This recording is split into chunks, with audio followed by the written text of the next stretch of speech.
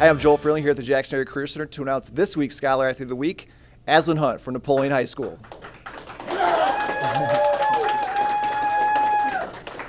Congratulations. JTV thanks Imagecraft Engraving and Awards for providing this week's Scholar Athlete plaque. Now here with this week's AT&T Scholar Athlete of the Week, Asland Hunt from Napoleon High School and his instructor Matt Swank out here at the Jackson Area Career Center. So Asland, we're getting right near the end of your high school career. So is it interesting to start to look back already and think, you know, what sports has meant to you and kind of what elements of sports you're going to take into your future? Yeah, I mean, really it flew by. Like, it's crazy how fast high school went by. I mean, I really didn't believe it coming in freshman year. They said that it's going to fly by, so taking everything you can. But one thing that sports has really taught me and kind of brought to me, which I really fell in love with, was developing leadership skills that you can't really get like outside of a classroom unless you do something extracurricular to like go out and do that. So, I mean, it's really brought me closer to my group of friends too, which I really respect, and we've kind of formed like a family, and you just don't get that same bond with certain people. And I'm really glad that sports gave me that. And something else, I talked to Coach Scott Ash, and he said, you know, it's kind of neat because he said, you are a fierce competitor. But he said, but then off the field, like you're the nicest guy, and, you know, you're a leader on the field, you're a leader off the field, in the community. So to hear Coach Ash say something like that and to know that you can balance being both, you know, on the field there's one version of you, off the field there's another. Yeah, I mean, I really respect him for saying that because I try to be as humble as possible, and I mean, when it comes to the sports, like I try to be the best leader I can for my team because it takes one person to start a spark. You know, that's something my grandpa always told me, is be a spark plug. So that's what I've strove to be. And Matt, what's it like having a student like Asland out here at the Career Center? You know, obviously, he's a good kid on and off the field. But in the classroom and in a program like sales and marketing, to be able to take, you know, his talents and help further, develop those. And what does he mean to your program and what he's going to take from your program? Well, he's a grounding force for our classroom. He keeps us all very, very grounded in an area where we could be really focused on money and focused on material things. He brings us back to what's important. And it works really well for our classroom.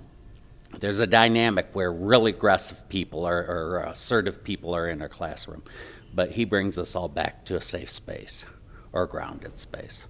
And I talked to Mrs. Swope, and she mentioned just some projects he's done and just, you know, how, and obviously everybody knows, you know, you're a smart guy and everybody knows that you have these aspirations for your future, you know, but in the class, were there some moments this year where you went, you know, like you said, he's a grounding force, but you went, man, this kid's going places? Yeah, he has a clear picture of what he's doing in life. You know, a lot of times people are telling each of us, you got to do a certain thing, and he doesn't go with the flow like that. He knows what he wants. He's striving towards it. He does a lot of cash trading. He just knows that he's going to make money and make a difference in the world. He also knows what's important in the world to him. And it's not necessarily, I couldn't pin what he's brought to the classroom on one assignment. It's overall what he's brought to the class and as far as culture goes in general. He's just all of what. If you looked up the thing that says leader, there'd be Asland. He really is a leader in our classroom. So, and Mr. Swain kind of alluded to this, but, you know, your plan, you know, most people think, okay, you leave high school, you go to college, but that works for a lot of people. But for you, you're an interesting case because you've already been in your own business. You know, you've already, and you mentioned, you know, cash trading and doing some of these things.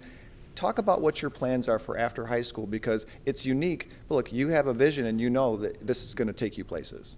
I mean, as of right now, I know that life always finds a way to change its path, but as of right now, I plan to move to Grand Rapids after high school and pursue my trading career. So right now I trade indices and foreign exchange currency markets. And I'm going to use that as my source of income. And then I plan on living in Grand Rapids, possibly getting into real estate and other businesses, stuff like that. I'm a really big investor, if you couldn't tell. So then I'm going to travel. That's really important to me because I want to go see the world. I feel like most people, they go to college, they get a job, and then they have no time to go out and see things like sites that they should see, you know, like around the world. So that's really important to me. That's something I value. And so, and talk about maybe your time at the Career Center. So, you know, the way Mr. Swank talked about you and being a leader in the classroom, but your time at the Career Center and, you know, how it maybe changed your perspective a little bit. You know, there's high school and there's Career Center. They're all one thing, but the Career Center gives you a chance. Like I heard you made a solar-powered vacuum. Oh, it was a fridge, actually. Fridge. Yeah. So, yeah, that was probably my favorite project that I did last year. It was something really cool and different, unique. But Career Center, it really gives you like an opportunity to learn more about yourself, whereas like school, like you're given directions and you're supposed to follow. At Career Center, it's really like has a broad range of freedom and learning experience. So you really learn what you want, especially in sales. You learn about yourself and who you are. It's a lot of character development, which is really important to life. But I feel like at homeschool, you don't get that same experience. So Career Center has been awesome, and I'm thankful I took it. So, and I know to get where you want to go and to have the opportunity for people to believe in you and to say, you know what, you know, you can go ahead with this day trading and, you know, you've already started your career and that we trust you to make these decisions about maybe not going to college and doing something different. Let's talk about some of those people who made that difference in your life to give you that encouragement, whether it's on the field or off the field, you know, at home, at school. I mean, my family, they're always there for support, you know. I couldn't thank them enough. They've been there with me through since T-ball, you know. I was a little guy.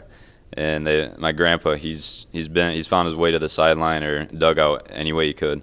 Like he's always been there keeping the books and keeping stats. So I'd really like to thank them. They're great. I love them so much. So, and since this is going to be more retrospective, as we said, your year's ending, any particular moments, man? Now I've covered you plenty at Napoleon and on the football field, and any highlights for you? Any of those things that really just jump out for you? It was a game, it was a play, it was something that is going to stick with you?